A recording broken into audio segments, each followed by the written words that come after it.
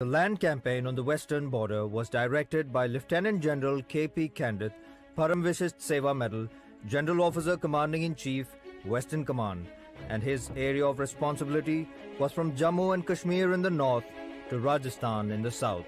भारतीय सेना की वेस्टर्न कमान के सभी दस्ते पश्चिमी बॉर्डर पर दुश्मन की किसी भी चाल को नाकाम करने के लिए पूरी तरह तैयार थे। Unmindful of this, General Yahya Khan of Pakistan decided that in Jammu and Kashmir, his best chance lay in capturing all territory west of Pir Panjal and south of the Chenab River. He planned an offensive on Poonch from the north and on Chamb from the south. Pakistan का इरादा जम्मू और कश्मीर को भारत से अलग करने का था। इसी मंसूबे के साथ पुंछ पर 3 दिसंबर की रात को पाकिस्तान ने 3000 सैनिकों से हमला कर दिया। पुंछ की रक्षा के लिए उस समय भारतीय सेना की 6 सिख रेजिमेंट के 500 जवान तैनात थे, जिन्होंने बहादुरी और साहस से लड़ते हुए 3 दिन तक पाकिस्तानी सेना को रोक कर रखा। जवानों ने शेरों की तरह दुश्मन पर हमला बोल दिया। दुश्मन घबरा कर पीछे मुड़ा और बहुत हथियार और असला पीछे छोड़ गया। इसी दौरान सिपाही संपूर्ण सिंह, जो कि एक महत्वपूर्ण इलाके की सुरक्षा में तैनात थे, उन्होंने अपनी तरफ बढ़ते दुश्मन पर 4 अलग-अलग हथियारों से फायर तब तक जारी रखा जब तक एक गोली उनके सिर में नहीं लग गई। अगली रात की लड़ाई में हवलदार मलकीत सिंह ने एक मशीन गन के साथ 4 घंटे तक दुश्मन को रोक कर रखा। 3 दिन के भयंकर युद्ध के बाद आखिरकार पाकिस्तान सैनिकों को पीछे हटने पर मजबूर होना पड़ा। वीरता की इस मिसाल के लिए 6 सिख रेजिमेंट को डिफेंस ऑफ पुंछ के बैटल ऑनर 1 महावीर चक्र और 5 वीर चक्र से सम्मानित किया गया। Rattled by the defeat in Poonch despite having a large force, Pakistan launched an attack on Chamb with an even larger force. और दुश्मन ने 4 दिसंबर की सुबह 10,000 सैनिकों के साथ छम्ब पर हमला बोल दिया। पाकिस्तान फौज मुनावर तवी नदी तक पहुंची ही थी कि भारतीय सेना के 10 इन्फेंट्री डिवीजन ने उन्हें आगे बढ़ने से रोक दिया। The Battle of Poonch and Chamb were the first on the Western Front, and the Pak army had already been given a taste of what lay ahead in store for them. The war in the west that started in the mountains of Jammu and Kashmir was now beginning to spill over onto the plains of Punjab. Never in the field of human conflict was so much owed by so many to so few. वर्ष 1971 की जंग भारतीय फौज की ताकत और साहस की असीम कहानी, जहां भारत के उत्तरी भाग में भारतीय सेना पुंछ और छम्ब पर जीत हासिल कर रही थी, वहीं पंजाब के दक्षिणी हिस्से में जमीनी बनावट का फायदा उठाते हुए पाकिस्तान ने हुसैनीवाला इनक्लेव पर कब्जा कर लिया। हुसैनीवाला भारत का वो अंग है जो कि भारत की मुख्य भूमि से सतलुज नदी के कारण अलग है और पाकिस्तान की मुख्य भूमि से जुड़ा हुआ है। यह क्षेत्र भारत से केवल हुसैनीवाला ब्रिज से जुड़ा हुआ है। अतः इसी बात का फायदा उठाते हुए इस ब्रिज को बर्बाद कर हमारे वीर सैनिकों की वीरता और अथक प्रयास के बावजूद पाकिस्तान ने शहीद भगत सिंह, राजगुरु और सुखदेव के स्मारक की पावन भूमि को अपने कब्जे में कर लिया। अब वक्त था पाकिस्तान को उसी की भाषा में जवाब देने का। इसकी जवाबी कार्रवाई के लिए भारतीय सेना के वेस्टर्न कमांड के आर्मी कमांडर ने जिम्मेदारी सौंपी 7 इन्फेंट्री डिवीजन के कमांडर मेजर जनरल FL फ्रीमैंटल को, जिन्होंने अपना लक्ष्य चुना सेजरा।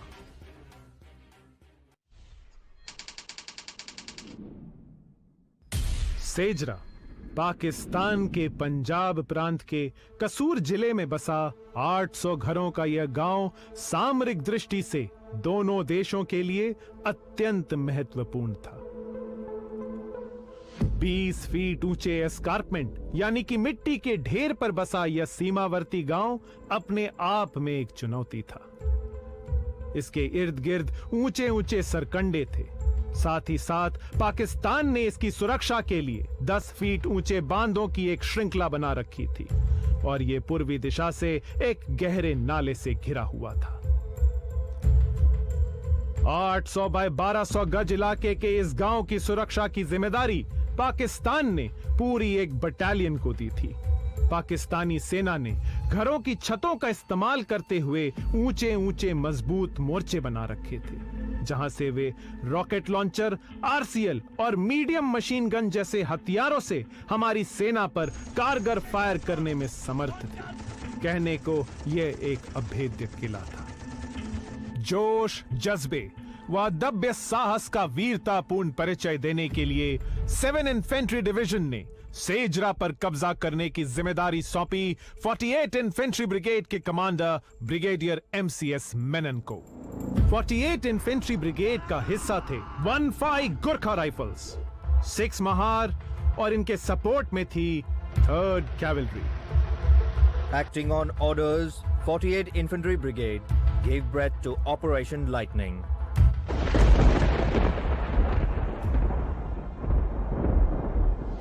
But the task at hand was not an easy one. The 10 feet high bunds, constructed by Pak engineer dozers, and the fact that the village was atop an escarpment precluded any direct attack on Sejra. सेजरा पर फतेह पाने के लिए जरूरी था कि हमारी एक टुकड़ी पाकिस्तानी सीमा में इन्फिल्ट्रेट कर सेजरा गांव के दक्षिण में पाकिस्तानी इलाके में घुसकर उन पर आक्रमण करे। और यह कठिन कार्य सौंपा गया 15 गुरखा राइफल्स को, जिनके बारे में जनरल सैम मानेकशॉ ने कहा था कि जो यह कहता है उसे मौत से डर नहीं लगता, या तो वो झूठ बोल रहा है या फिर वो गुरखा होगा। साथ ही साथ यह सुनिश्चित किया गया कि सेजरा से ना तो दुश्मन भाग सके और ना ही उसे किसी प्रकार की मदद मिल सके। इसके लिए 3rd कैवलरी और 6 महार ने माहिवाल की तरफ से पाकिस्तानियों के भागने का हर रास्ता बंद कर दिया। 5 दिसंबर ठीक 7:30 बजे 3rd कैवलरी के टैंकों ने रतोके से सेजरा पर भारी गोलाबारी शुरू कर दी, जिससे पाकिस्तानी सेना में अफरा तफरी मच गई। इसी का फायदा उठाते हुए जमीनी बनावट और ऊंची ऊंची वनस्पति का इस्तेमाल करते हुए उच्च कोटि का रण कौशल दिखाते हुए पूरी की पूरी 15 गुरखा राइफल्स बड़ी ही चतुराई से ठीक रात के 12 बजे सेजरा से केवल 800 मीटर दूर बिना दुश्मन के भनक लगे पहुंच गए। और अब प्रारंभ हुआ सेजरा को कब्जा करने का चरण। मेजर ई दीवान की नेतृत्व में 15 गुरखा राइफल्स की एक कंपनी ने रात के अंधेरे का फायदा उठाते हुए दुश्मन के ऊपर पहला घातक प्रहार किया और 2 बजे तक सेजरा के ऊंचे बंप पर कब्जा कर लिया, जो कि भारतीय सेना के लिए जीत की पहली सीढ़ी थी। लेकिन इसके आगे की लड़ाई आसान न थी। सेजरा गांव पर कब्जा करना था और इस काम को अंजाम देने के लिए मेजर KS गिल अपनी कंपनी के वीर साथियों के साथ आगे आए और गांव के ऊंचे हिस्से की ओर अपने प्राणों की चिंता किए बिना आगे बढ़े, जहां पर दुश्मनों ने ऊंचे ऊंचे घरों पर और टावरों पर मीडियम मशीन गन तथा रॉकेट लॉन्चर लगा रखे थे। इन्हीं मोर्चों में से एक मीडियम मशीन गन के मोर्चे ने कंपनी को रोक के रख दिया था और तब सामने आए कैप्टन दिलीप सिंह, जिन्होंने पाकिस्तान से ही छीनी हुई आरसीएल गन के द्वारा मीडियम मशीन गन पोस्ट को ध्वस्त कर दिया।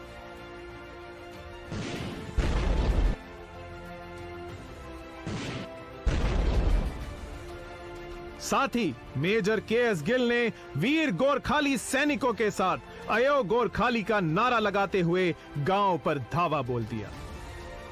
मेजर गिल ने अपने रण कौशल से घर घर घुसकर पाकिस्तानी सैनिकों को खदेड़ भगाया। इस वीरता, साहस व तेज तरार युद्ध नेतृत्व के लिए मेजर KS गिल को वीर चक्र से सम्मानित किया गया।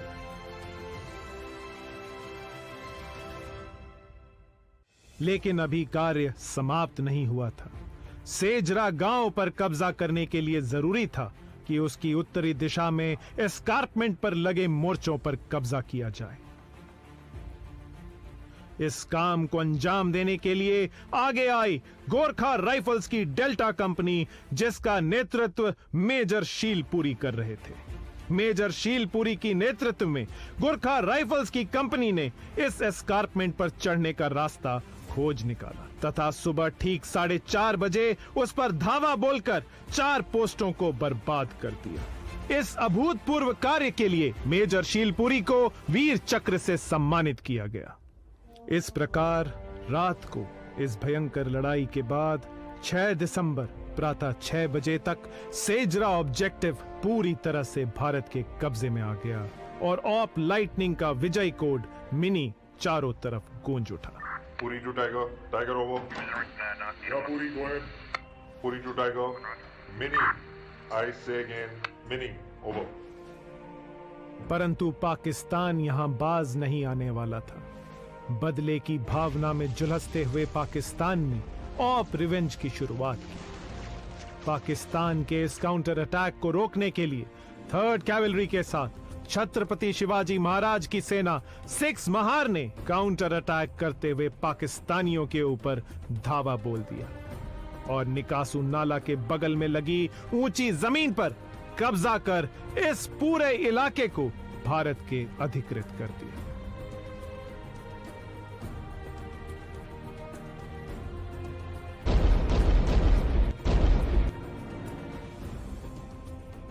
और साथ ही साथ यह सुनिश्चित किया कि पाकिस्तान इस पर कोई और अटैक ना कर सके। इस पूरी लड़ाई में भारतीय सेना ने जबरदस्त सफलता हासिल की तथा दुश्मन देश के भारी मात्रा में हथियार व इक्विपमेंट को अपने कब्जे में लिया। कहा जाता है कि 11 कोर में यह सबसे बड़ा कब्जा था।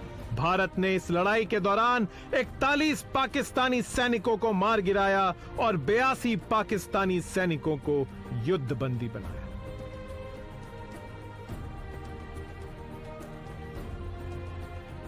सेजरा को जीतने के बाद भी भारतीय सेना ने अपनी परंपरा, सद्भावना व सौहार्द को बनाए रखते हुए सेजरा गांव वासियों के साथ विश्वास स्थापित कर यकीन किया कि किसी भी आम नागरिक या किसी भी स्मारक को क्षति न पहुंचे। कहा जाता है कि भारतीय सेना दुश्मनी में भी शराफत रखती है। इसी के तहत 15 गोरखा राइफल्स के तत्कालीन CO lieutenant colonel SC Gupta को मछीके गांव के सरपंच ने सरोपा साहिब देकर सम्मानित किया। And for this feat, 48 Infantry Brigade is called victors and not conquerors of Sejra.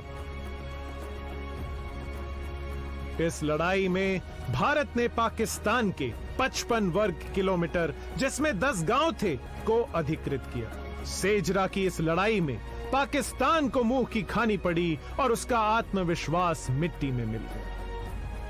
शौर्य से भरे इन अभूतपूर्व कारनामों के लिए इस लड़ाई में भाग लेने वाले वीरों को 6 वीर चक्र,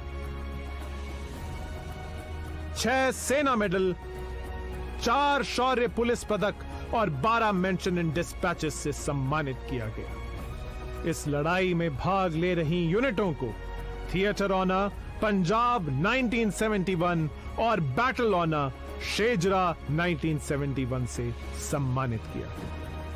लेफ्टिनेंट कर्नल, बाद में मेजर जनरल SC गुप्ता ने सेजरा की इस लड़ाई के संबंध में कहा, The Indian is unbeatable.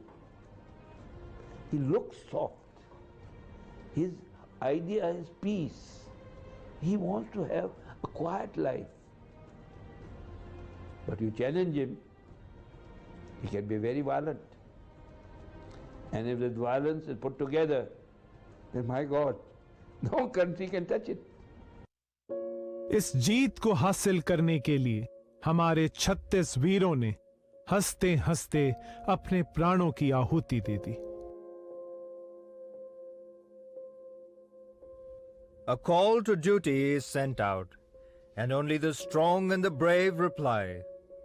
And they do it for love of country, so there's never a need to ask why.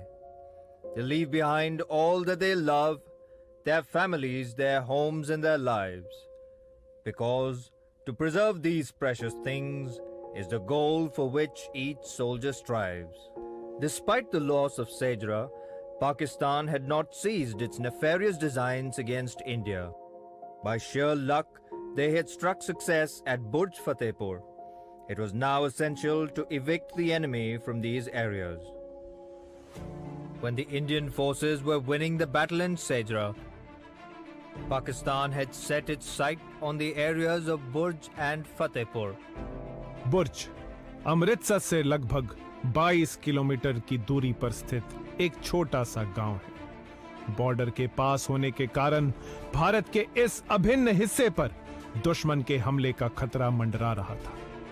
4 दिसंबर की रात को दुश्मन ने बुर्ज और फतेहपुर पर भारी गोलाबारी शुरू कर दी। इस भारी गोलाबारी और अंधेरे के चलते दुश्मन के सैनिकों ने बुर्ज और फतेहपुर क्षेत्र में एक बंद और उसके आगे के मोर्चों पर कब्जा कर लिया। दुश्मन को बंद से खदेड़ने का टास्क 15 मराठा लाइट इन्फेंट्री के बहादुर जवानों को दिया गया।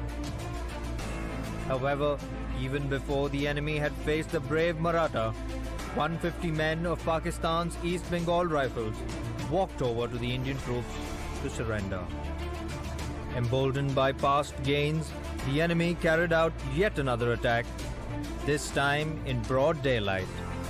परंतु इस बार 15 मराठा लाइट इन्फेंट्री के साथ 66 आर्मर्ड रेजिमेंट के 3 टैंक दुश्मन को मुंह तोड़ जवाब देने के लिए तैयार थे।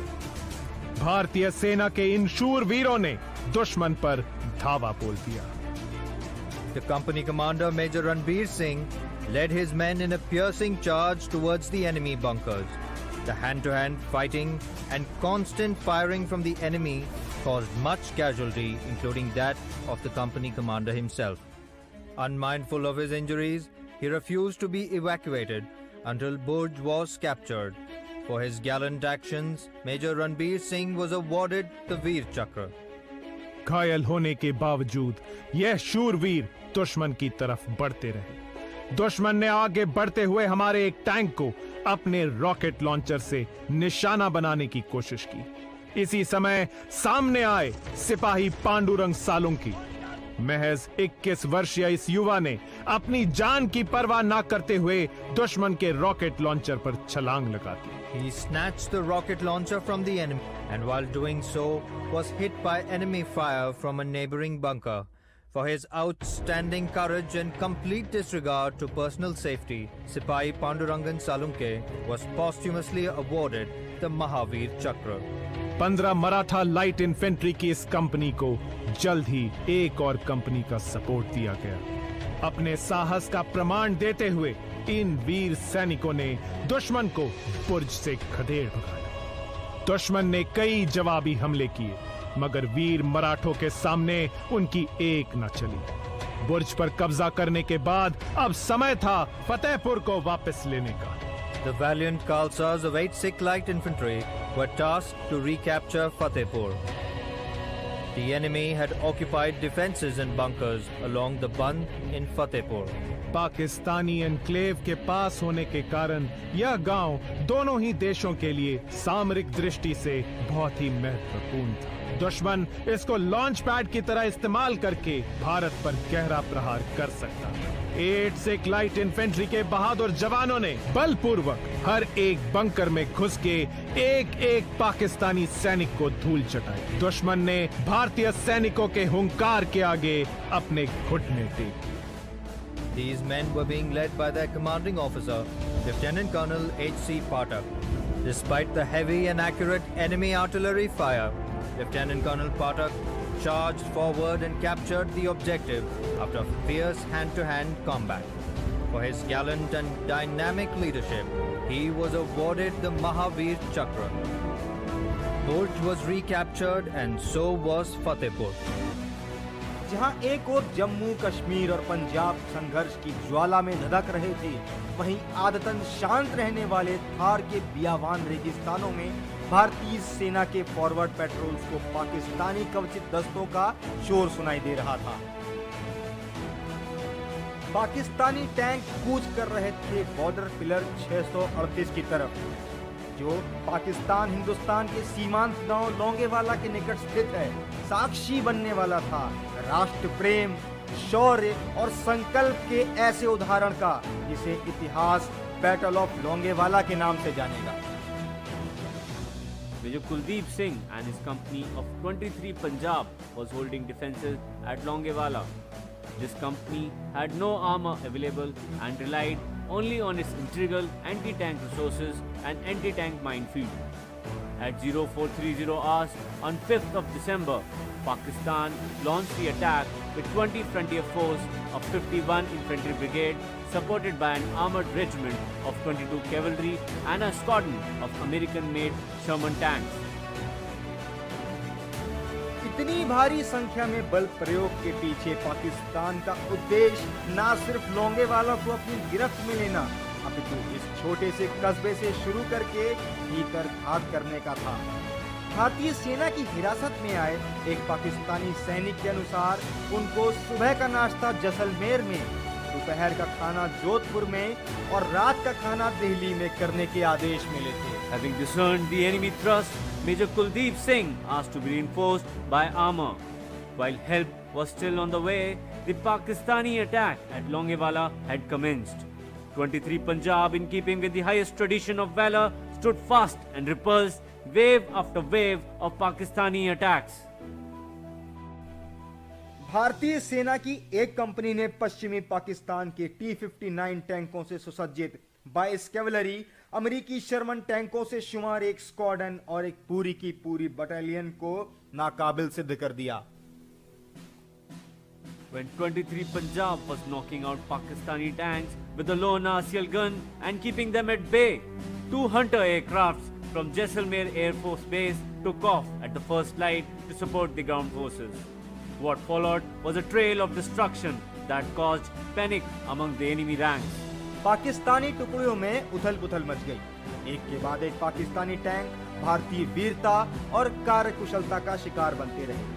5 दिसंबर सन 1971 के मध्याह्न तक लोंगेवाला का संघर्ष संघर्ष न रहकर एक पूरी गाथा बन चुका था। जब पाकिस्तानी लोहा और पुरुषार्थ रण छोड़कर भागता दिखा, वो टैंकों का दस्ता जो एक रात पहले आके दरेर रहा था, मात्र 8 की संख्या में अपनी जान बचाता भागता मिला। लोंगेवाला का संघर्ष जिसने यह सिद्ध कर दिया कि महज भारी संख्या और अव्वल उपकरण होने से रण कौशल और सफलता नहीं मिलती, अपितु शौर्य, सूझबूझ और किसी भी परिस्थिति में पीछे ना हटने और आदेश का पालन करने से मिलती है। The battle on the night of 5th December near a small hamlet of Longewala exemplifies the indomitable spirit of the Indian Army, which succeed against all odds in all conditions. For their gallant actions, the brave hearts of 23 Punjab were awarded 1 Mahavir Chakra, 2 Veer Chakras and 2 Sena Medal. The battalion was awarded the Battle Honour Longewala. For some time now was looming large a mammoth offensive from the Indian side, which would be the final nail in the coffin for the Pakistan Army. The intent was to launch an audacious offensive, capture maximum territory, and annihilate the enemy's mechanized forces and eliminate the threat to National Highway 1 Alpha and the Pathankot Air Base. The Indian offensive was spearheaded by 1 Corps, a nascent strike formation being commanded by Lieutenant General Kane Karan Singh, Padma Bhushan Mahavir Chakra. A twin thrust was conceived to capture the enemy towns of Zafarwal and Damta. The lethal armada consisted of 2 infantry divisions of 20,000 soldiers and 2 independent armoured brigades of 300 tanks, of which the eastern thrust was 54 Infantry Division, was commanded by Major General Walter Anthony Gustavo Pinto, Param Vishist Seva Medal, who coined the famous phrase, "Bash on regardless," and 16 Independent Armoured Brigade was led by Brigadier Arun Sridhar Vaidya, Mahavir Chakra, a veteran of the 1965 war. This formidable force consisted of Hodson's Horse, the Poona Horse, 16th Light Cavalry, and 18th Battalion of the Rajputana Rifles. 16 Madras के साथ हॉटसन्स horse ने ठाकुर द्वारा में लगी बारूदी सुरंग को जल्द ही पार करके बसंतर नाले को पार करने में अहम भूमिका निभाई। अपने तेजी व शूरवीरता से इस सैन्य टुकड़ी ने जल्द ही दरमन, बारी और चक्रा पर फतेह हासिल कर। The Hodsonians, led by Lieutenant Colonel Raj Mohan Gora, thundered across the battlefield and decimated 27 tanks of the enemy. The regiment earned 1 Mahavir Chakra for the commandant's outstanding valor and 3 more Veer Chakras in this battle. संघर्ष के इस मोड़ पर 47 infantry brigade ने 3 grenadiers को जरपाल और 16 मद्रास को सरदचक और ललियाल की ओर कूच किया। 16 दिसंबर की सुबह इस हमले का आरंभ हुआ। इस लड़ाई में हमारे शूरवीरों ने अपनी बहादुरी की गाथा लिखी।